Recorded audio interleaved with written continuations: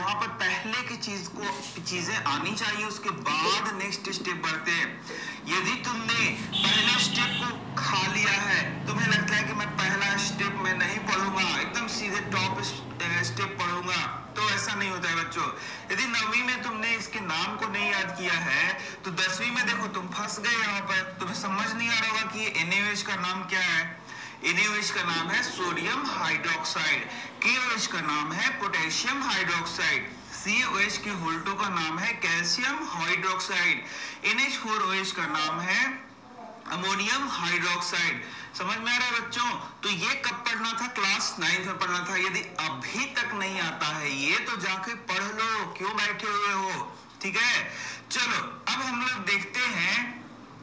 अब हम लोगों ने क्या देखा कि अम्ल और क्षारक, उसको जब टेस्ट करते हैं तो टेस्ट जो खट्टा लगता है उसको हम लोग बोलते हैं अम्ल, और जो कड़वा लगता है उसको क्या बोलते हैं? क्षारक। ये तो मैंने समझा दिया, लेकिन क्या हर एक चीज को जीभ लगा के चाट सकते हो? क्या सभी चीजों को हम लोग चाट के जीभ से, पूरा जीभ से चाट के पता करेंगे क्या कि अम्ल है कि या क्षारक है? हो सकता है कुछ जहर हो जाए, चाट लिया मर भी जाए। समझ में आ रहा है क्या? इसका मतलब टेस्ट करके हर एक चीज को हम लोग टेस्ट नहीं करते चलते दुनिया में। कोई भी चीज दिखा, जीभ निकाला और चाट दिया, अरे ये अम्ल है या क्षारक है। ऐसा होता है क्या? ऐसा किया है तुमने कभी? नहीं किया है बच्चों।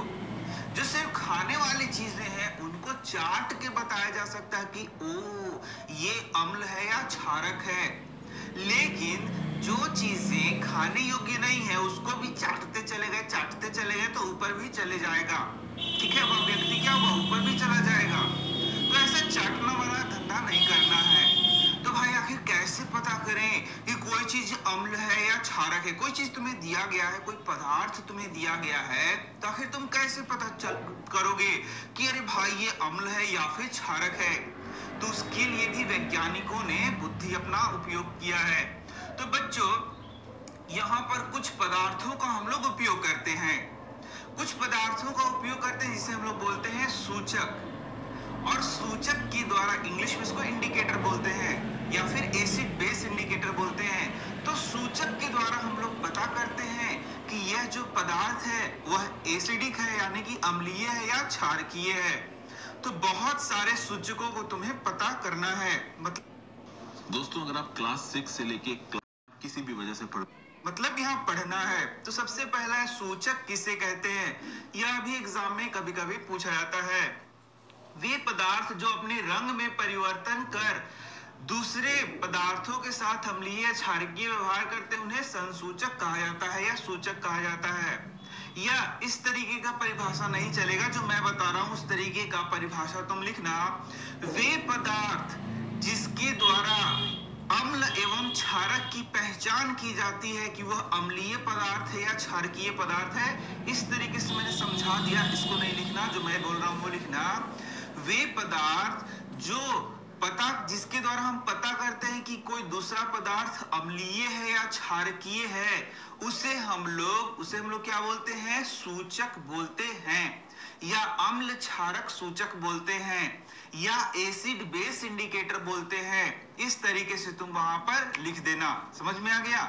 चलो, तो अब बच्चों ये जो सूचक होता है वो अलग अलग प्रकार का होता है, उसी के बारे में यहाँ पर हम लोग पढ़ेंगे। तो मुख्य रूप से जो तुमको यहाँ समझना है, सूचक दो प्रकार का होगा। एक होगा प्राकृतिक सूचक और एक होगा तुम्हारा कृत्रिम सूचक।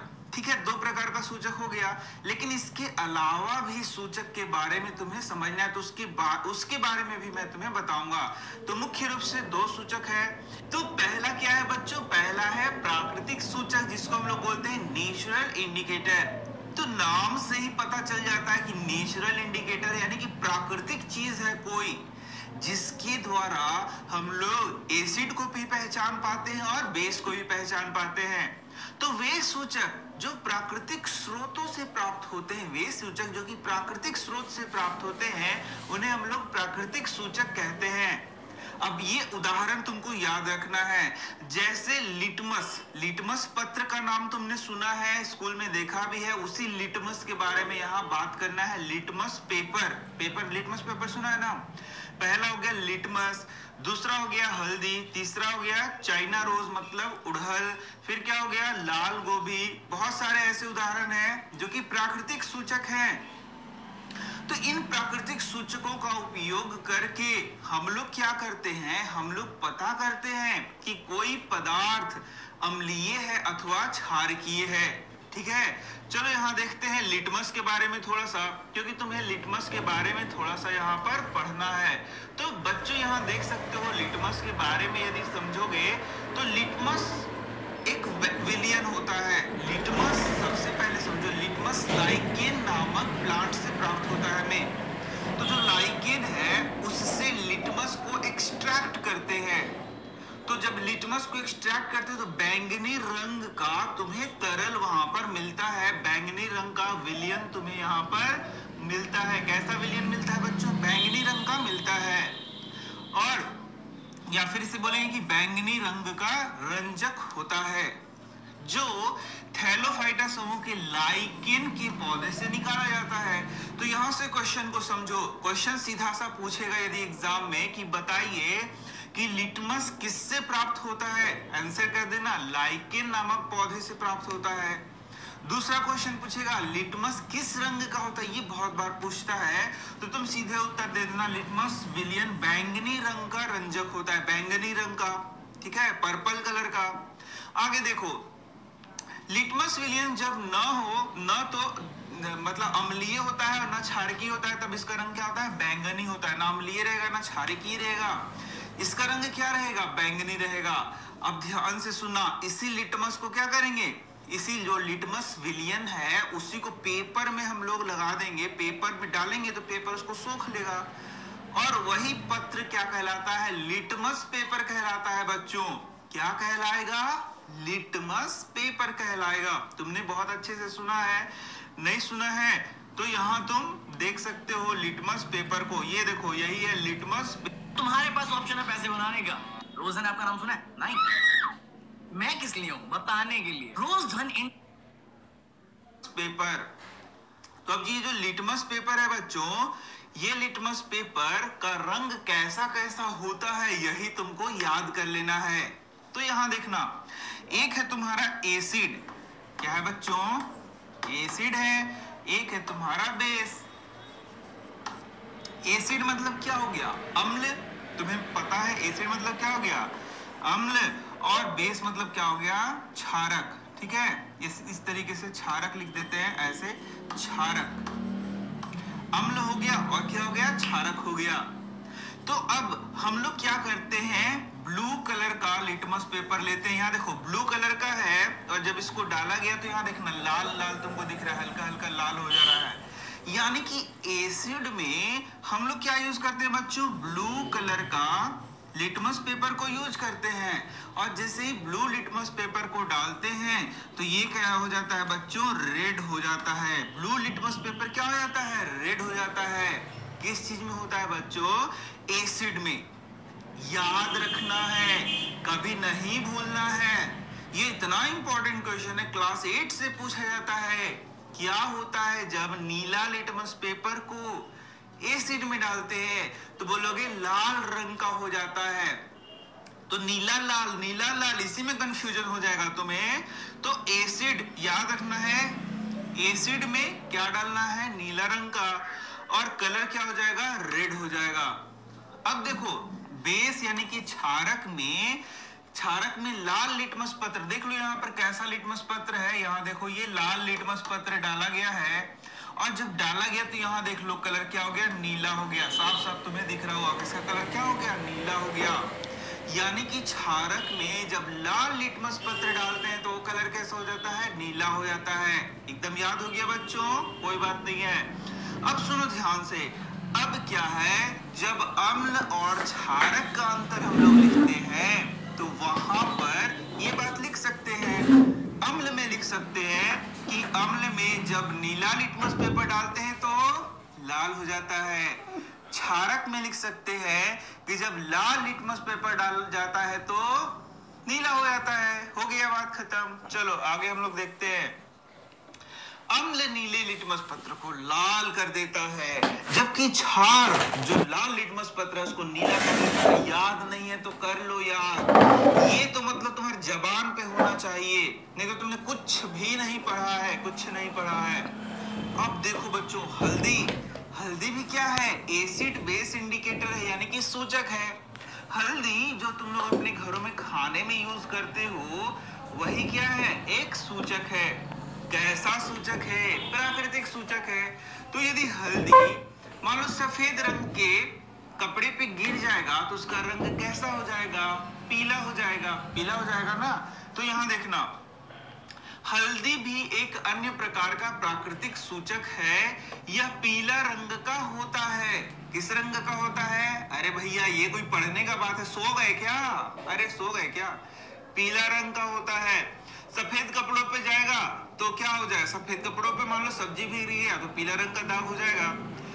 तो जब इसे साबुन, साबुन क्या होता है? क्षारीय प्रकृति का होता है। तो जब इसे साबुन से धोते हैं तो इस दाग का धब्बा भूरा लाल दिखाई पड़ता है, ठीक है।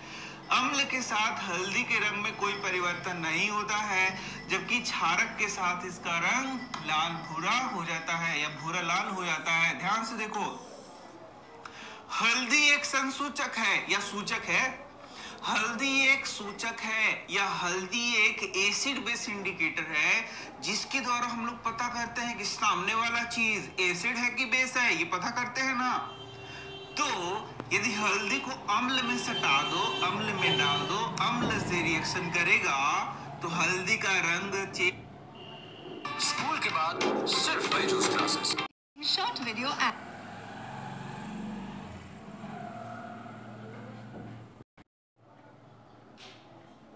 होगा, लेकिन हल्दी को क्षारक में सटा दो, क्षारक में डाल दो तो हल्दी का रंग कैसा हो जाएगा? देखो यहाँ लाल भूरा रंग हो जाएगा। हल्दी का रंग यहाँ पर अम्ल में नहीं बदलेगा और क्षारक में लाल भूरा हो जाएगा, ठीक है। इसका मतलब क्या हुआ कि हल्दी एक क्या है? एसिड बेस इंडिकेटर है। बस सिंपल था। तो क्या बता सकते हो कैसा है? ये प्राकृतिक सूचक है। कैसा सूचक है? प्राकृतिक सूचक है। तो चलो संश्लेषित सूचक यानी कि सिंथेटिक इंडिकेटर, इसके बारे में भी याद कर लो। तो सिंथेटिक इंडिकेटर क्या हो गया? संश्लेषित सूचक क्या हो गया? मतलब कि कुछ ऐसे सूचक बनाए जाते हैं जो कि लेबोरेटरी में तैयार किए जाते हैं, जो कि केमिकल्स है, ठीक है। उनका उपयोग करके हम लोग पता करेंगे कि अरे भाई ये एसिड है या बेस है, तो उसे हम लोग क्या बोलेंगे? उसे हम लोग बोलेंगे संश्लेषित सूचक। संसूचक लिखने का जरूरी नहीं है, बार बार मैं बता रहा हूं, ऐसे गड़बड़ाओ मत। वे सूचक है जो प्राकृतिक नहीं होते बल्कि रासायनिक पदार्थों द्वारा बनाए जाते हैं। उदाहरण तो एकदम याद रखना, बहुत टफ है। पहला है मेथिल ऑरेंज या मिथाइल ऑरेंज, जैसे बोलो मिथाइल ऑरेंज, गलत नहीं हुआ। दूसरा है फिनोल्फ्थेलीन, क्या है बताओ? फिनोल्फ्थेलीन। पहला हो गया मिथाइल ऑरेंज, दूसरा हो गया फिनोल्फ्थेलीन, दोनों याद रखना। तो अब यदि मिथाइल ऑरेंज तुमको मैंने दे दिया तो देखो मैं दे ही दे रहा हूं, ये देखो यही है बच्चों मिथाइल ऑरेंज, दिख रहा होगा यहाँ पर। ये क्या है बताओ? यह है मिथाइल ऑरेंज, दिख रहा है ये मिथाइल ऑरेंज। देखो ऑरेंज ऑरेंज कलर का है, देखो METHYL ऑरेंज लिखा हुआ है। तो यदि मैंने मिथाइल ऑरेंज तुम्हें दे दिया तो उसका उपयोग करके तुम कैसे पता करोगे कि कोई पदार्थ एसिड है या बेस है? कुछ करना नहीं है, मिथाइल ऑरेंज लो, तो कुछ करना नहीं है, मिथाइल ऑरेंज को लिया और एसिड में डाल दिया, टप टप टप टप एसिड में डाल दिया। तो जैसे ही इसको एसिड में डालोगे, एसिड का बेचारा पहले कुछ और रंग था, लेकिन जैसे ही मिथाइल ऑरेंज डाला इसका कलर लाल हो गया। तो जैसे ही इसका कलर रेड हो जाएगा तो ये बताएगा कि ये जो मिथाइल ऑरेंज है वह एसिड को किस रंग में बदल देता है? लाल रंग में बदल देता है। फिर इस एसिड को इसको मिथाइल ऑरेंज को हम लोगों ने क्षारक में डाल दिया तो क्षारक का रंग कैसा हो जाएगा? पीला हो जाएगा। तो अब बच्चों ये जो चीज मैं बता रहा हूं ये तुम्हें याद रखना है, बिना याद किए काम नहीं चलेगा। तो बताओ जल्दी से, मिथाइल ऑरेंज को अम्ल में डालेंगे तो कैसा रंग हो जाएगा? लाल। क्षारक में डालेंगे तो कैसा हो जाएगा? पीला। बहुत अच्छे। तो अब देखो दूसरा फिनोप्थेलिन, देखो यही है फिनोप्थेलिन, दिख रहा है तुम्हें? तो डिजिटल बोर्ड से जब हम लोग पढ़ते हैं तो कुछ चीजें देख के भी समझा करो। तो ये देखो यहाँ पर फिनोप्थेलिन है। तो अब यहाँ देखो ध्यान से, ये देखो फिनोप्थेलिन है। फिनोप्थेलिन देखोगे तो उसका कलर क्या होगा? कलरलेस होता है। फिनोल्फथेलिन का कलर क्या होता है? कलर नहीं होता है। लेकिन जैसे ही उसको एसिड में डालोगे, मान लो कि नींबू का रस एसिडिक है, उसमें उसको डाल दिया तो उसका रंग वो बदल देगा, कलरलेस कर देगा। तो जैसे ही कलरलेस कोई पदार्थ हो जाएगा तो हम लोग पहचानेंगे ओ ये तो एसिड है क्या, क्योंकि ये कलरलेस हो गया है। और फिर से फिनोप्थेलिन को डाल देंगे हम लोग बेस में, क्षारक में डाल देंगे तो वो पिंक कलर का हो जाएगा। देखो यहाँ पिंक कलर का हो रहा है, यानी कि गुलाबी रंग का परिवर्तन होने लगेगा। तो तुम आंख फाड़ना, देखना अरे ये तो गुलाबी रंग का हो गया, अरे यानी कि ये क्या है तुम्हारा? इसका मतलब है कि ये क्षारक है। और यदि ये कलरलेस हो गया तो बोलेंगे कि अरे ये क्या है? बोलो एसिड है, यानी कि अम्ल है। समझ में आ गया? ये तो मैंने बता दिया। ये क्या है? बोलो मिथाइल ऑरेंज है, इसका रंग लाल होता है। जब एसिड में डालोगे तो लाल बना देगा। मिथाइल ऑरेंज का कलर लाल होता है, ऑरेंज टाइप का होता है। जब एसिड में डालेंगे तो उसको लाल बना देगा, जब बेस में डालेंगे तो उसको पीला बना देगा, यानी क्षारक में डालने पे उसको क्या कर देगा? पीला बना देगा। समझ में आ रहा है कि नहीं आ रहा है? तो कमेंट करके बताओ ना कि समझ में आ रहा है या नहीं आ रहा है। थोड़ा थोड़ा वीडियो करके देखा करो, नहीं बुझाता है तो थोड़ा थोड़ा थोड़ा थोड़ा करके देखा करो। अब देखते हैं गंधीय संसूचक या गंधीय सूचक क्या है। तो बच्चों यहाँ देख सकते हो तुम, गंधीय सूचक हम लोग देखेंगे ऑल्फैक्टरी इंडिकेटर। ऑल्फैक्टरी इंडिकेटर जिसको गंध से पता किया जाए। तो कुछ ऐसे पदार्थ होते हैं बच्चों जिसको हम लोग कैसे पहचान, तो फसलों के कीड़े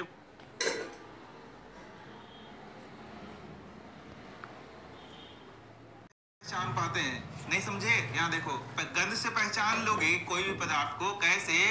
जैसे तुम्हारे किचन में कुछ पक रहा है, अरे आज लग रहा है कि ये सब्जी पक रहा है, ओहो आज लग रहा है कि ये सब्जी पक रहा है। गंध से पहचान पाते हो। तो क्या गंध से कई चीजों को पहचाना जा सकता है? यस, बहुत आसानी से पहचाना जा सकता है। यदि नींबू है तो उसको गंध से पहचान सकते हो। गुआवा है यानी कि तुम्हारा अमरूद है, पका हुआ अमरूद है तो उसको गंध से पहचान लोगे। बहुत सारी चीजों को हम लोग गंध से पहचान लेते हैं। तो बच्चों प्याज है उसको भी पहचान सकते हो ना। लेकिन यहाँ पर प्याज का उपयोग हम लोग करेंगे या अदर इस तरीके का इंडिकेटर का यूज करेंगे और उसको क्या करेंगे? जाके एसिड में डाल देंगे, जाके बेस में डाल देंगे। जिससे ही उसको एसिड में डालोगे ना, एसिड का जो गंध है वो एकदम चेंज हो जाएगा। और उसी चीज को यदि बेस में डालोगे तो उसका गंध थोड़ा और चेंज हो जाएगा। तो कोई एक ऐसा पदार्थ जिसको डालेंगे दोनों में, एसिड में भी डालेंगे बेस में भी डालेंगे, तो दोनों का अलग अलग गंध होगा। और जैसे ही गंध सूंघेंगे ना और पहचान जाएंगे अरे ये तो एसिड लग रहा है, अरे ये तो बेस लग रहा है। तो वहां पर हम लोग सूंघ के यानी कि गंध से पता करते हैं कि वह एसिड है या बेस है, अम्ल है या क्षारक है। तो उस प्रकार के इंडिकेटर को हम लोग क्या बोलते हैं बच्चों? उसे हम लोग बोलते हैं ऑल्फैक्टरी इंडिकेटर, यानी कि गंधीय सूचक बोलते हैं। ठीक है, जैसे कि क्या हो गया? वेनिला हो गया, प्याज हो गया, लौंग हो गया, ये याद रखो। ये उदाहरण है जिसे हम लोग क्या बोलते हैं? गंधीय सूचक बोलते हैं। इसके बाद बच्चों यहाँ आगे यदि चैप्टर में बढ़ते हैं तो हम लोगों को पढ़ना होता है सार्वत्रिक सूचक। तो सार्वत्रिक सूचक तुमने देखा होगा, तुम्हारे विद्यालय में तुम्हें दिखाया गया होगा। तो सार्वत्रिक सूचक ये देखो, ऐसा स्ट्रिप तुम्हें दिया गया होगा, ऐसा स्ट्रिप ये होता है सार्वत्रिक सूचक। अब इसको हम लोग क्या कहते हैं बच्चों? इसको हम लोग अलग अलग चीजों में डुबाते हैं। जैसे कि मान लो कि हम लोग इसको नींबू में डुबाएंगे या फिर नींबू में डालेंगे, नींबू को टेस्ट करेंगे, दही में डालेंगे, साबुन पर लगाएंगे। तो जैसे ही इसको लगाओगे इसका कलर बच्चों चेंज हो जाएगा। तो कलर चेंज होगा। तो यहाँ देख सकते हो कलर के लिए यहाँ पर दिया हुआ है, तो तुम कलर चेंज हुआ तो उसको ऐसे दिखाओ कि कहाँ पर कलर चेंज हुआ है, ठीक है। तो जब इसको ऐसे दिखाओगे तो तुम्हें पता चलेगा कि यहाँ जिसका कलर है वह क्या आया है। इस प्रकार से हम लोग पता करते हैं वह कितना अम्लीय है और कितना क्षारकीय है। तो इस प्रकार के सूचक को क्या बोलते हैं, बोलो, उसे हम लोग बोलते हैं सार्वत्रिक सूचक। तो जब हम लोग लास्ट चैप्टर में बढ़ेंगे तो उसमें एक बार और मैं इसको तुम्हें डिटेल में थोड़ा सा बता दूंगा। समझ में आ रहा है? तो देखो यहाँ सार्वत्रिक सूचक में अलग अलग पदार्थों को टेस्ट करेंगे तो अलग अलग रंग उसका बदल जाएगा। किसी का रंग क्या हो जाएगा, किसी का रंग देखो एकदम इस तरीके से डार्क हो जाएगा, किसी का रंग एकदम डार्क इधर रेड हो जाएगा, ठीक है। और यहाँ पर इसका कलर एज इट इज रहेगा, ज्यादा चेंज नहीं होगा। और फिर ये कलर चेंज होगा, वो तुम्हें दिया रहेगा एक, जैसे कि फेयर एंड लवली लगाते हो तो उसमें ऐसे मीटर लगाते हो कि अरे मैं कितना गोरा हुआ। आजकल तो लड़के लोग भी यूज कर रहे हैं और पूरा मीटर से इसे मिलाएंगे कि कितना गोरा है, कितना गोरा है, पता चलता है। तो उसी तरीके से यहाँ भी क्या है, यहाँ भी एक मीटर दिया जाता है। समझ में आ गया? तो ये था बच्चों अम्ल और क्षारक के बारे में जानकारी। और इसके बाद अम्ल और क्षारक में अंतर भी उस तरीके से तुम बहुत अच्छे से कर सकते हो। तो बच्चों अब आ गया हम लोग का रिएक्शन वाला पार्ट कि अब अम्ल धातु कैसे अभिक्रिया करता है, या अम्ल जो है सो क्षारक से कैसे अभिक्रिया करता है, अम्ल अन्य पदार्थों से कैसे अभिक्रिया करता है, क्षारक कैसे अलग अलग पदार्थों से अभिक्रिया करता है। इसी को पूरा डिटेल में पढ़ना भी होता है।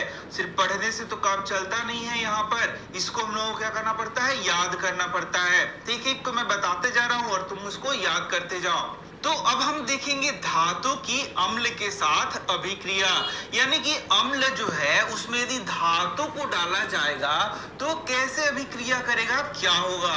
तो बच्चों यहाँ से चीजों को तुम्हें याद करना होगा, ये सिर्फ समझना नहीं है, तुम खुद ही समझ सकते हो। इसको जो भी पढ़ा जा रहा है उसको क्या करना है, याद करना है। याद करने के लिए इसको बार बार उसको रिवाइज करो तो याद हो जाएगा। तो यहाँ देख सकते हो जब अम्ल धातु से अभिक्रिया करता है, तो धातु का मतलब नहीं समझ रहे हो क्या, धातु मतलब लोहा, चांदी, सोना, ये सब क्या हो गया, धातु हो गया। ठीक इसी तरीके से कॉपर भी क्या हो गया, धातु हो गया। तो जब अम्ल धातु से अभिक्रिया करता है तो धातु की लवण और हाइड्रोजन गैस प्रदान करता है। तो क्या सभी अम्ल सभी धातुओं से अभिक्रिया करेगा, इसमें भी थोड़ा सा संशय है, लेकिन तुम्हें एक ओवरऑल यहाँ पर याद करना है। तो यहाँ देख सकते हो जब अम्ल धातु से अभिक्रिया करेगा बच्चों, जब अम्ल किससे अभिक्रिया करेगा, धातु से अभिक्रिया करेगा तो लवण बनाएगा और हाइड्रोजन गैस निकलेगा। बस सिंपल सा याद रखना है। तो मोटा मोटी एक और क्वेश्चन पूछेगा, क्या होता है जब अम्ल धातु से अभिक्रिया करता है, तो तुम्हें उत्तर देना होगा वहां पर हाइड्रोजन गैस निकलता है। क्या निकलता है, हाइड्रोजन गैस निकलता है, यह भी तुम्हें वहां पर बताना पड़ेगा। तो यही सब मिला जुला के सारी बातें होती है बच्चों, जिसको तुम लोगों को पढ़ना होता है और समझना होता है। तो अब एक उदाहरण देखो, जिंक क्या है बच्चों, एक धातु है और इसका हाइड्रोक्लोरिक अम्ल यानी कि HCl नामक अम्ल से इसका क्या कराएंगे। दोस्तों अगर आप क्लास 6 से लेके क्लास 12 तक की NCERT यहाँ पे लिखा हुआ है आपके कोटक महिंद्रा बैंक में 9,241 रुपये 34 पैसे अभी क्या है, हाइड्रोक्लोरिक अम्ल। H2SO4 क्या है, हाइड्रोजन सल्फेट अम्ल यानी कि सल्फ्यूरिक अम्ल बोलते हैं। HNO3 क्या है, उसको हम लोग बोलते हैं नाइट्रिक अम्ल। तो ये कुछ बच्चों अम्ल है यहाँ पर। तो यहाँ पर कौन सा अम्ल यूज किया गया है, हाइड्रोक्लोरिक अम्ल का उपयोग किया गया है। तो जब जिंक का रिएक्शन हाइड्रोक्लोरिक अम्ल से कराते हैं तो देख सकते हो यहाँ पर क्या बन रहा है, यहाँ पर एक क्या बन रहा है बच्चों, यहाँ पर देख सकते हो लवण का निर्माण हो रहा है और हाइड्रोजन गैस निकल रहा है। ये क्या निकल रहा है, हाइड्रोजन गैस निकल रहा है। तो ये हो गया जिंक क्लोराइड। क्या हो गया बच्चों, जिंक क्लोराइड। और यहाँ पर क्या निकल रहा है बच्चों, हाइड्रोजन गैस निकल रहा है। कोई दिक्कत। तो ये एक उदाहरण हो गया जिसको तुम याद रख सकते हो। क्या होता है जब जिंक का अभिक्रिया हाइड्रोजन क्लोराइड से कराते हैं तो क्या निकलता है, हाइड्रोजन गैस निकलता है। समझ में आ गया। ठीक इसी तरीके से देख सकते हो सोडियम भी क्या है, सोडियम एक धातु है जिसका अभिक्रिया हाइड्रोक्लोरिक अम्ल से कराएंगे। तो यहाँ देख सकते हो यहाँ पर क्या बना, एक लवण बना और यहाँ हाइड्रोजन गैस निकलता है। तो इस बात को तुमको क्या करना है, याद कर लेना है।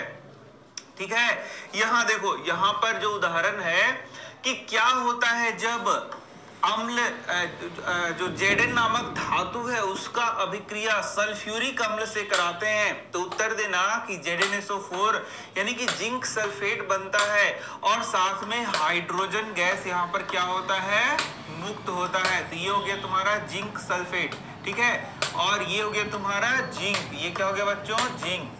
तो देख सकते हो यहाँ पर तुम यहाँ पर सल्फ्यूरिक अम्ल है, H2SO4 क्या है बच्चों, सल्फ्यूरिक अम्ल है, और इसमें क्या डाल दिया गया है, जिंक, दानेदार जिंक के टुकड़े डाल दिए गए हैं। तो जिंक क्या हुआ, धातु हो गया, H2SO4 क्या हो गया, अम्ल हो गया, धातु का किससे अभिक्रिया हो गया, अम्ल से अभिक्रिया हो गया। तो क्या बना, तो यहाँ देखो हाइड्रोजन गैस निकल रहा है और इस हाइड्रोजन गैस को यहाँ पर हम लोग प्राप्त करते हैं। तो यहाँ पर अब देखो कि हाइड्रोजन गैस ही है, दूसरा गैस नहीं। इसको कैसे पता करते हैं, तो यहाँ देखोगे जैसे ही यहाँ पर मोमबत्ती को लाया जाता है तो ये क्या करेगा, फट फट की ध्वनि उत्पन्न करेगा। तो जब ये फट फट की ध्वनि उत्पन्न करता है तो ये प्रमाण है, यहाँ पर क्या निकल रहा है, हाइड्रोजन गैस निकल रहा है। इस तरीके से बच्चों इसको तुम याद रख सकते हो, बहुत ही इंपॉर्टेंट चीज है। अब चलो हम लोग आगे बढ़ते हैं यहाँ पर। तो अब देखते हैं कि धातु का जो अम्ल है उसका अन्य पदार्थों से कैसे अभिक्रिया होता है। तो जो अम्ल का अभिक्रिया है अब हम लोगों को कराना है धातु के कार्बोनेट और धातु के हाइड्रोजन कार्बोनेट। तो धातु का कार्बोनेट क्या हो गया, जैसे कि देखो कैल्शियम हो गया धातु और CO3 हो गया कार्बोनेट। तो CaCO3 क्या हो गया, धातु का कार्बोनेट हो गया। धातु का हाइड्रोजन कार्बोनेट क्या हो गया, तो देखो HCO3 को बोलते हैं हाइड्रोजन कार्बोनेट, और इसमें धातु लगा दो तो कैल्शियम धातु लगा दिया तो ये हो गया धातु का हाइड्रोजन कार्बोनेट। तो देखो यहाँ पर ये सारी चीजें सीखनी होती है। क्लास 9th में यदि तुमने इसको सीखा होगा तो आज तुम एकदम मजे में हो गए, और नहीं सीखा होगा तो तुम्हारा दिमाग यहाँ चकरा गया होगा, कह रहे ये क्या हो रहा है, कार्बोनेट क्या होता है, हाइड्रोजन कार्बोनेट क्या होता है। कुछ पढ़ना नहीं था, अभी टेंशन नहीं लेना था, तुम्हें क्लास 9th में इसको याद करना था। नहीं याद किया तो अभी भी जाके याद कर लो कि हाइड्रोजन कार्बोनेट क्या हो गया, HCO3, कार्बोनेट क्या हो गया, CO3, ते हो गया धातु का हाइड्रोजन कार्बोनेट और धातु का कार्बोनेट। अब इसका अभिक्रिया अम्ल से करा देना है, सिंपल सा, इसका अभिक्रिया अम्ल से करा देना है, फिर देखना है कि क्या क्या होता है। इसी तरीके से सोडियम का ये क्या हो गया, कार्बोनेट हो गया, सोडियम का ये क्या हो गया, NaHCO3 क्या हो गया, सोडियम Na2 ये होगा, Na2CO3 हो गया सोडियम का कार्बोनेट, ये हो गया सोडियम का बाइकार्बोनेट या सोडियम का हाइड्रोजन कार्बोनेट। समझ में आ रहा है, तो ये सोडियम हो गया धातु, ये हो गया हाइड्रोजन कार्बोनेट। ठीक है, तरीके से सोडियम हो गया धातु, ये क्या हो गया, कार्बोनेट। कोई दिक्कत, चलो अब आगे देखते हैं। तो चूना, पत्थर, चौक और संगमरमर कैल्शियम कार्बोनेट के विभिन्न रूप हैं। तो यहाँ पर हम लोग बात करेंगे यदि कैल्शियम कार्बोनेट की, बच्चों किसकी बात करेंगे, यदि हम लोग कैल्शियम कार्बोनेट की बात करेंगे, CaCO3 की बात करेंगे। तो आपकी ट्रिग्नोमेट्री वीक है ना, लेकिन कोचिंग में तो अलजेब्रा चल रहा है, फिर कैसे करेंगे आप अपने वीक टॉपिक को स्ट्रॉन्ग? करते हैं अपने हर एक वीक टॉपिक को स्ट्रॉन्ग वेदांतों के साथ। अब कवर कीजिए चूना, पत्थर, चौक और संगमरमर CaCO3 के विभिन्न रूप हैं। सभी धातु कार्बोनेट और हाइड्रोजन कार्बोनेट, ये धातु कार्बोनेट हो गया ना, इतना समझ गए। अब देखना, अब जो सभी धातु के कार्बोनेट हैं और हाइड्रोजन कार्बोनेट हैं अम्ल के साथ अभिक्रिया कर लवण, कार्बन डाइऑक्साइड और जल का निर्माण करते हैं। ज्यादा कुछ समझना नहीं है, एकदम सीधा सीधा समझ लो, काम का बात याद कर लो। धातु का कार्बोनेट किससे अभिक्रिया करेगा, अम्ल से अभिक्रिया करेगा, क्या बनाएगा, लवण बनाएगा, और क्या बनाएगा, कार्बन डाइऑक्साइड बनाएगा, और क्या बनाएगा, जल बनाएगा। याद कर लो, हो गया काम खत्म, एकदम खत्म। धातु का कार्बोनेट किससे अभिक्रिया करेगा? अम्ल से। क्या बनाएगा? लवण, कार्बन डाइऑक्साइड, जल, एकदम फिनिश, कोई टेंशन नहीं लेना है, इसको याद कर लेना है। चलो उदाहरण देख लो। कैल्शियम कार्बोनेट है, देख लो क्या है तुम्हारा? Calcium carbonate. यहां देखना, कैल्शियम कार्बोनेट क्या है बताओ, जल्दी बताओ। धातु का कार्बोनेट है। किससे अभिक्रिया किया? HCl नामक अम्ल से। HCl मतलब हाइड्रोक्लोरिक अम्ल से अभिक्रिया किया, कर दिया। क्या क्या बनाएगा जल्दी बताओ? एक लवण बनाएगा, तो CaCl2 नामक लवण बनाया। Calcium chloride. और क्या बनाएगा जल्दी बताओ? CO2 बनाएगा, H2 बनाएगा। बना दिया, याद कर लिया, बात खत्म, फिनिश। कोई दिक्कत नहीं ना? दिक्कत तो ऐसे ही बच्चों इसको याद कर लेना है, सिंपल सिंपल सा चीज है। यहां से क्वेश्चन लेगा, क्या होता है जब धातु का कार्बोनेट अम्ल से अभिक्रिया करता है तो क्या होता है? तुम बोलना कि कुछ नहीं होता है, लवण बनता है, CO2 बनता है, H2 बनता है, बात खत्म, नंबर दीजिए और निकल जाइए। ठीक है, चलो यहां देखो, दूसरा देखते हैं। नाइट्रिक अम्ल HNO3 हो गया, सोडियम कार्बोनेट से भी क्रिया करेगा। तो ये वाला तुम्हारे बुक में एग्जाम नहीं दिया हुआ है, याद कर सकते हो। ये तो यहाँ पर लवण बन गया CO2 और यहाँ पर क्या बन गया? H2 बन गया। कोई दिक्कत? अब यहाँ देखो, सोडियम कार्बोनेट हाइड्रोक्लोरिक अम्ल से अभिक्रिया करेगा तो सोडियम क्लोराइड नामक लवण बनाएगा, CO2 बनाएगा और जल बनाएगा, बात खत्म। यही सब चीज लिखा हुआ है। अब यहाँ पर हम लोग आगे देखेंगे कि धातु हाइड्रोजन कार्बोनेट। अभी धातु कार्बोनेट मैंने दिखा है बॉस,